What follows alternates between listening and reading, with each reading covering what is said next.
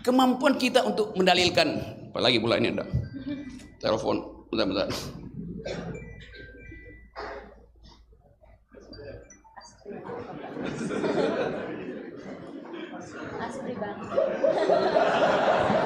Prabowo nelpon disuruh Jokowi. Rocky Gerung untuk bisa tampil ke depan.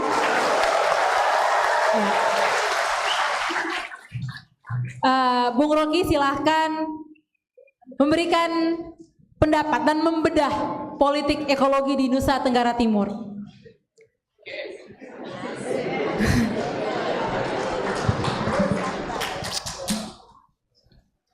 Lebih berguna mana?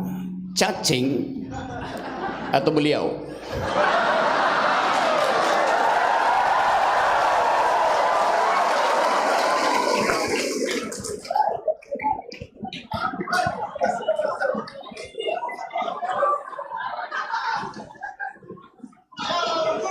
Tentu secara politik beliau lebih berguna karena dia bisa menggusur cacing di Kalimantan untuk jadi IKN.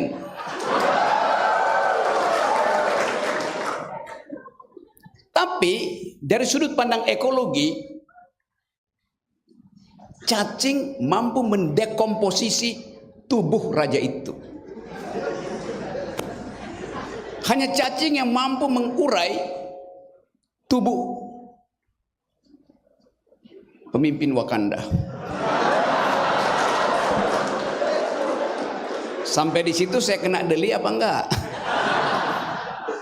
Oke teman-teman, selamat datang di Aula Universitas Muhammadiyah. Memangnya apa bedanya Universitas Muhammadiyah dengan Unwira? Nggak ada bedanya. Karena dua-duanya dikepung oleh dua monster tadi, birokrasi dan korporasi. Nasib Muhammadiyah dan Unwira sama. Anda hanya diminta oleh Raja Wakanda untuk memberi stempel penelitian yang biasa disebut sebagai namanya studi lingkungan. Jokowi mau bikin IKN, dia putuskan secara politik, artinya harus jalan. Lalu dia bilang, Unwira dan Muhammadiyah buatkan AMDAL. Untuk apa? Untuk membatalkan ambisinya, bukan untuk membenarkan ambisinya. Kan kasus kita pertama adalah kerusakan ekologi di Kalimantan yang disebut sebagai bagian dari politik antroposin Jokowi, upaya untuk membatalkan kehidupan alamiah. Dimulai dari ambisi dia untuk meninggalkan legasi itu. Oke, boleh aja. Tapi di dalam ilmu lingkungan, AMDAL harus mendahului keputusan politik. Sekarang Jokowi udah putuskan untuk pindah, baru minta universitas, Unwira, Muhammadiyah, Universitas Mula Warman segala macam, buatkan AMDAL. Maka disogoklah dosen-dosen.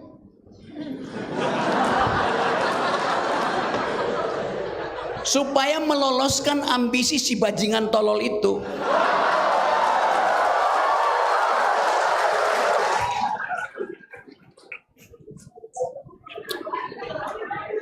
Untung sekali ada seorang dosen yang balelo namanya Dedi.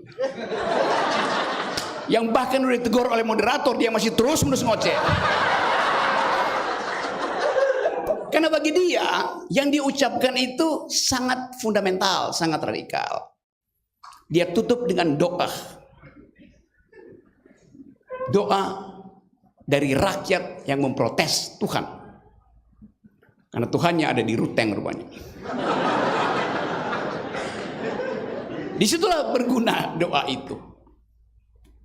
Doa untuk memastikan bahwa universitas wajib mengikuti suara rakyat. Namanya Unwira. Universitas wajib ikut suara rakyat.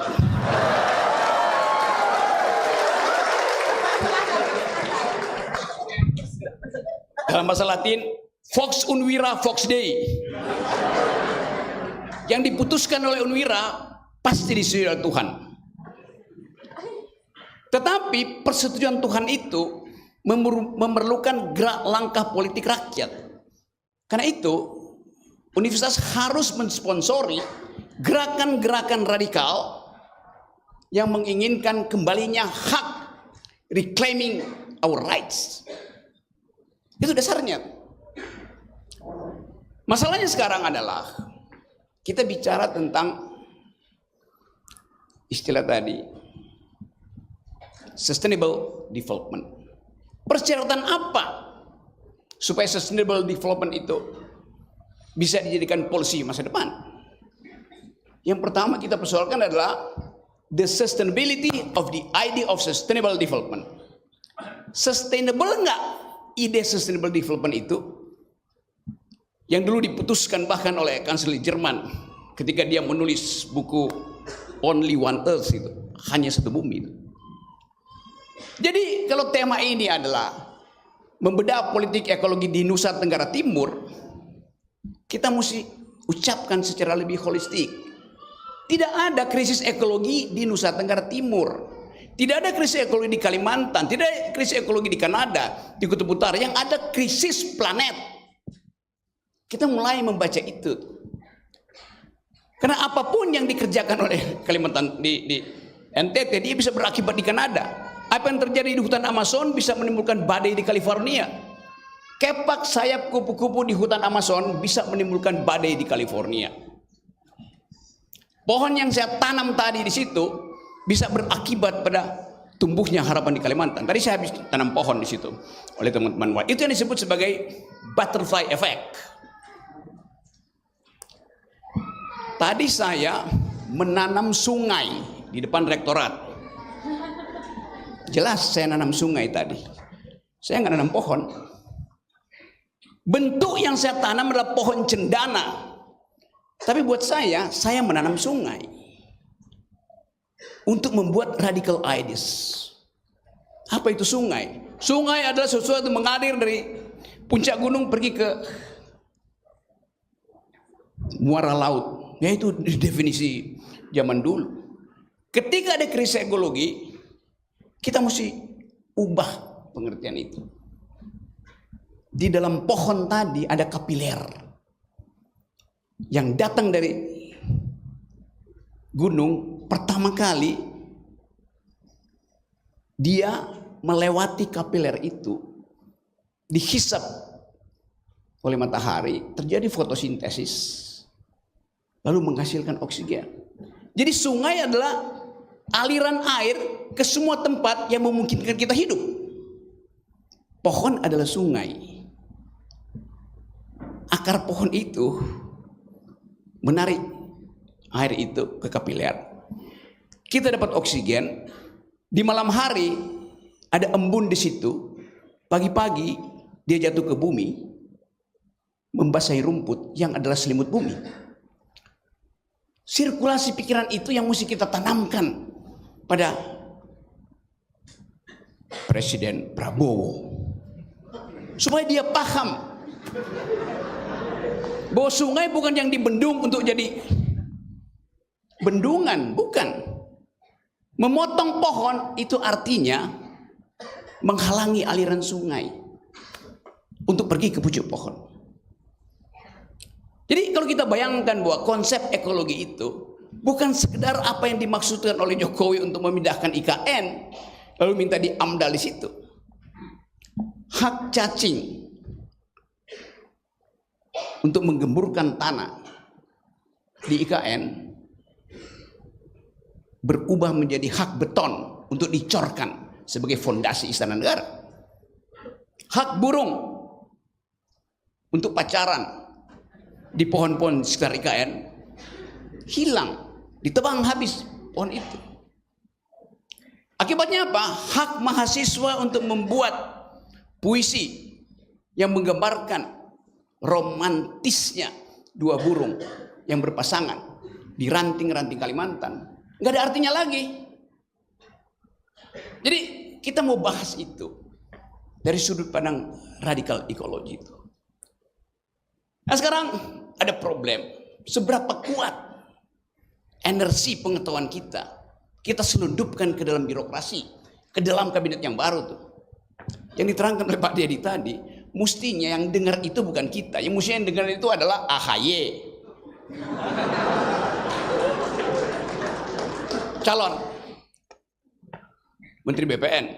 Mesti yang tinggal itu adalah Ibu Menteri Kehutanan dari Nasdem. Ibu siapa namanya? Siti Nurbayat. Tanah di Indonesia itu dimiliki oleh dua partai itu. Tanah kehutanan dimiliki oleh Nasdem, tanah non kehutanan diatur oleh Demokrat.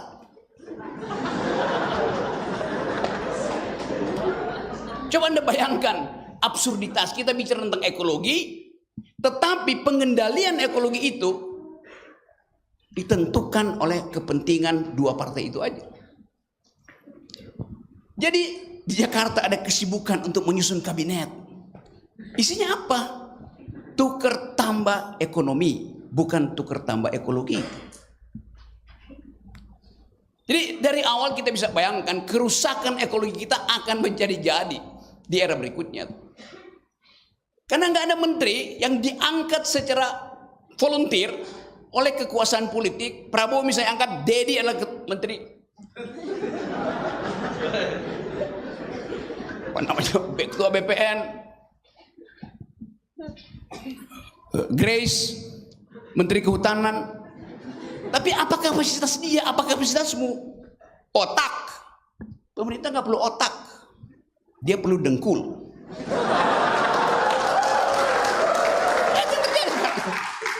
Karena itu Anda akan lihat kabinet itu isinya adalah dengkul ketemu dengkul. Di sini otak ketemu otak. Jadi kita lihat kontras yang memungkinkan kita marah. Tapi kita sekarang berpikir kemana kemarahan itu kita muarakan ke dalam politik alternatif. Itu pentingnya membentuk kekuatan untuk mengatakan tidak pada birokrasi, tidak pada oligarki, tidak pada, belum ada potretnya ya, belum diganti.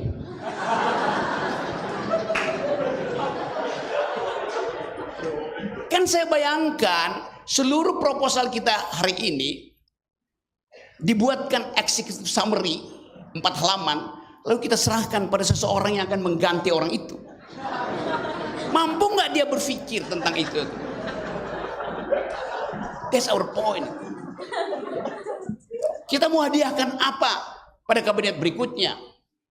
Kalau yang dicerna di kepala mereka ada bagaimana APBN itu dibagi habis ke Banggar, badan anggaran yang siap partai politik. Jadi krisis itu krisis yang akan memungkinkan kita frustrasi ke depan. Saya nggak tahu berapa banyak kalian di sini yang ikut nyoblos. Saya udah 2 kali golput. Saya nggak percaya. 2019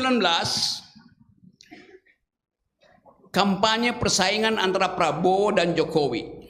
Satu waktu saya dengar kampanye Pak Jokowi. Kata Pak Jokowi, saya akan mencetak 20 juta hektar sawah. Oke. Pak Prabowo dengan cerdas menghalangi jalan pikiran itu. Dia bilang begini, Anda Pak Jokowi mau bikin sawah 20 juta hektar, airnya dari mana? Lalu Prabowo bilang, saya akan membangun 20 dam besar di Indonesia. Oke. Terjadi kompromi yang tidak disengaja di situ. Dua-dua nggak saling tahu. Lalu satu kali wartawan tanya ke saya, bagaimana pendapat Pak Rocky tentang soal itu? Saya bilang, saya tinggal di lahan 800 meter di rumah saya itu di Sentul, di ketinggian kira-kira 700 meter. Suhunya sangat enak, saya nggak perlu AC itu. Kalau malam hari suhunya bisa turun sampai 19-20 derajat Celcius. Itu suhu kamar pengantin.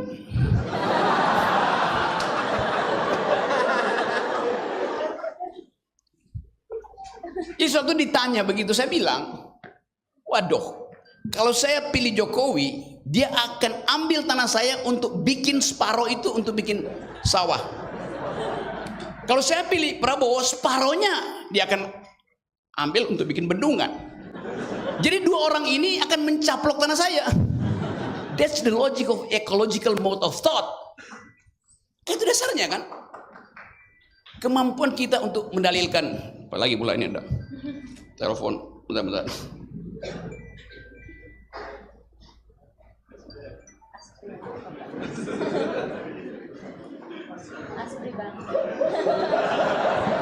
Prabowo nelpon disuruh Jokowi.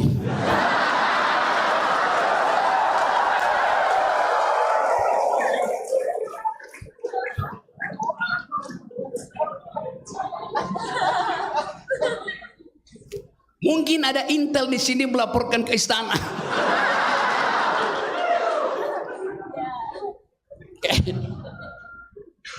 Saya lanjut ya. Tadi disebutkan problem negeri ini adalah upaya untuk bertanding menyediakan energi dunia. Bertanding. Coba saya buka supaya dia dengar ya. Jadi kita ada dalam keadaan yang memungkinkan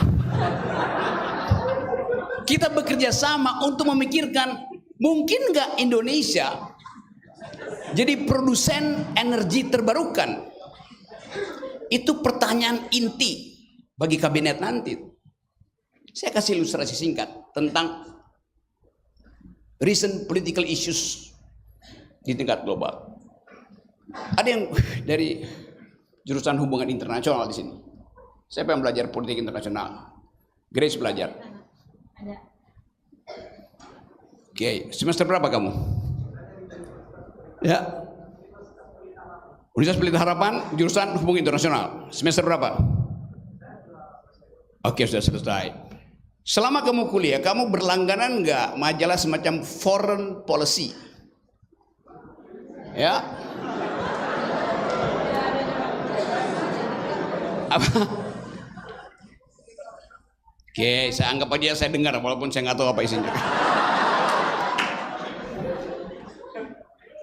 2 minggu lalu, majalah Foreign Policy, majalah yang menganalisis gejala ekonomi, politik, security, ideologi dunia,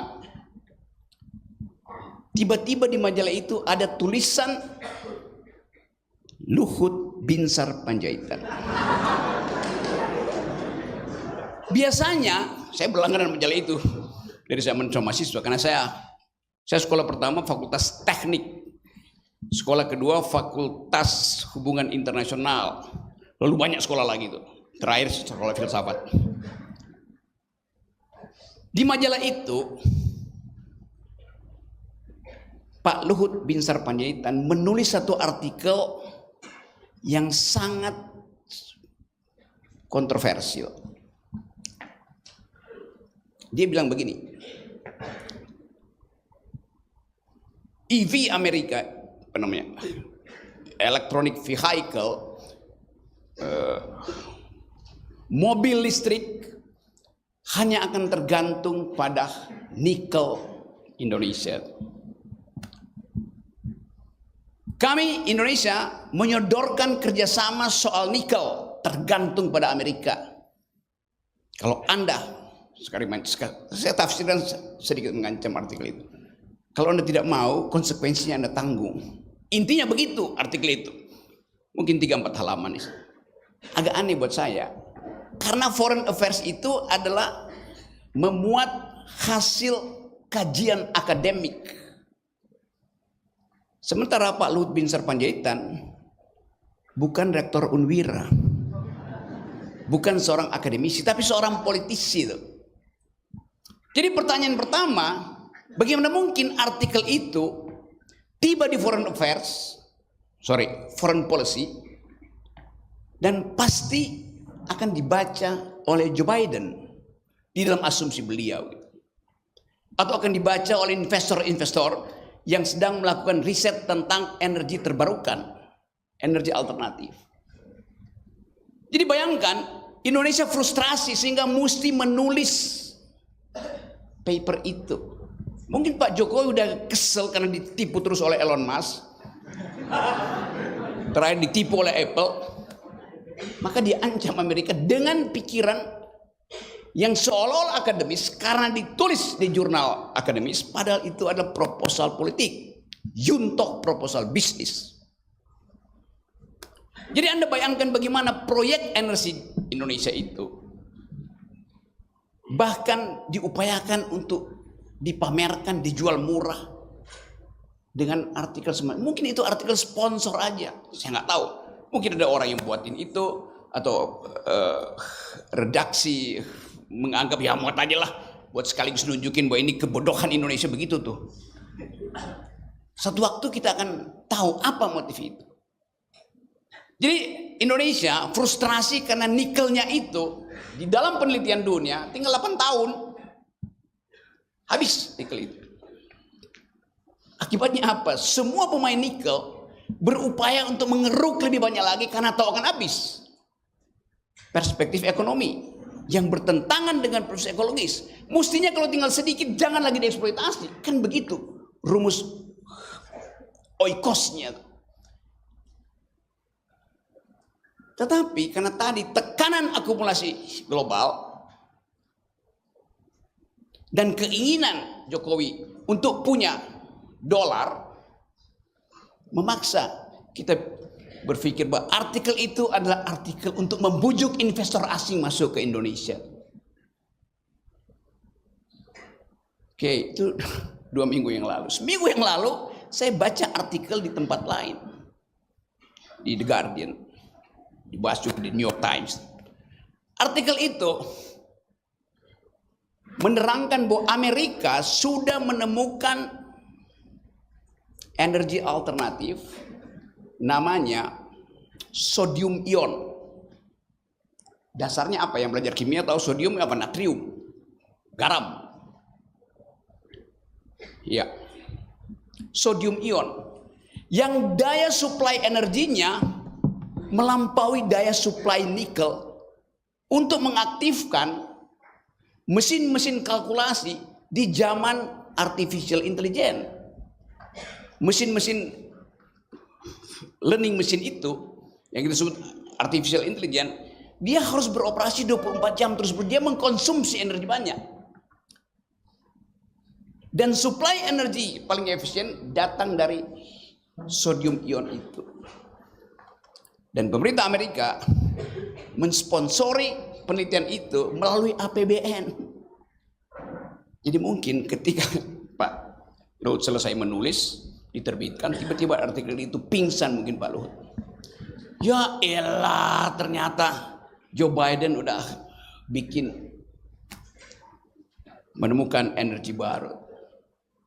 Kita tahu bahwa energi itu adalah bagian dari politik intelijen sebuah negara. Energi itu selalu disimpan, rumusnya tuh. Setelah selesai mungkin tinggal produksi baru dia buka. Nah kita nggak punya kemampuan itu. Nikel kita dengan mudah, lihat itu cuma bagian itu hilirisasi selesai dibikin apa namanya smelter habis sudah. Jadi terlihat bahwa persiapan politik ekologi kita dibatalkan hanya karena kecerdasan kita untuk membaca potensi negara lain melakukan riset tidak kita miliki. Sementara orang kayak Elon Musk pasti dia punya intel ekonomi di sini untuk melihat apa yang dilakukan Indonesia. Jadi nggak ada gunanya diplomasi kalau tidak ada kemampuan intelektual origin kita untuk menghidupkan riset. Dan sekarang riset itu ditagih oleh seluruh dunia. Risetnya harus mampu untuk mempertahankan the very idea of sustainable development. Itu dasarnya. Saya balik pada soal nikel tadi. Apakah nikel merupakan energi yang sustainable? 8 tahun habis. Kalau sodium, natrium, air mata kita itu mengandung garam. Jadi kalau para pria di sini habis diputusin oleh pacarnya, dia menangis tangisan dia teteskan ke HP-nya, HP-nya hidup. Karena listriknya dapat langsung dari air matanya yang mengandung sodium. Jadi perbanyak tangisan supaya HP-mu tidak lowbat. Jadi kita masuk di dalam satu cara berpikir yang radikal. Bagi mahasiswa, bagi researcher, dosen, do think the unthinkable. Itu prinsipnya. Berpikirlah yang tidak dipikirkan orang. Mungkin artikel Pak Luhut tadi diprovokasi oleh pesaing-pesaing energi terbarukan. Dan mereka tahu artinya, ya Indonesia nikel doang. Yang 8 tahun lagi habis itu. Apalagi kalau kita bertemu dengan critical mass, critical society di Eropa misalnya. Setahun lalu saya mondar-mandir di Eropa, ketemu dengan anak-anak muda di situ, termasuk anak muda Indonesia. Mereka bilang begini, negaramu itu mempromosikan hilirisasi. Energi di hilir itu bersih, pasti bersih, smelter society. Tapi bagi mereka problemnya bukan apa yang ada di hilir, tapi apa yang ada di hulu. Di hulu itu dia tidak persoalkan sumber yang menyebabkan dia bersih. Yang dipersoalkan adalah cara memperoleh lisensi untuk mengolah nikel ekstraktif komoditi di hulu. Mereka temukan nikel yang disebut bersih itu di hulu itu cuma dikuasai oleh 4 oligark. Artinya tidak ada kompetisi, artinya tidak demokratis di peroleh itu, artinya kotor secara politik. Bagi anak muda di Eropa itu dia nggak peduli. Anda klaim dia bersih, tapi dia mau periksa proses memperoleh energi bersih itu bersih apa tidak secara politik. Kalau di hulu cuma dikuasai 3-4 orang, dia bisa kendalikan itu tanpa hak publik untuk menentukan bermanfaat nggak eksploitasi di hulu itu. Itu yang kita sebut sebagai the political economy of energy policies. Jadi dalam soal Nusa Tenggara Timur, coba riset tadi. Siapa yang bermain di mana, di backing oleh siapa? Tadi sudah disebutkan, negara itu broker. Jadi sekali lagi, saya terangkan itu sebagai satu upaya untuk membuka pikiran bahwa nasib NTT itu juga nasib planet. Maka berpikir di tingkat planetarium itulah kemampuan akademisi kita. Di Jakarta nanti kabinet itu cuma berpikir secara sektoral. Apa yang akan dia bikin di NTT, apa yang dia bikin di Flores, dia bikin di Jawa Barat, macam-macam, di Sumatera segala macam. Tapi kita kalangan akademisi mau berpikir holistik, mau berpikir ekologis. Jadi saya senang di sini karena dibuka kesempatan bagi kita untuk mempertengkarkan nasib kita, bahkan dengan dalil-dalil peradaban global. Jadi dari pojok Unwira kita katakan bahwa kami mampu berpikir melampaui kemampuan berpikir kabinet yang akan datang. Terima kasih. Oke.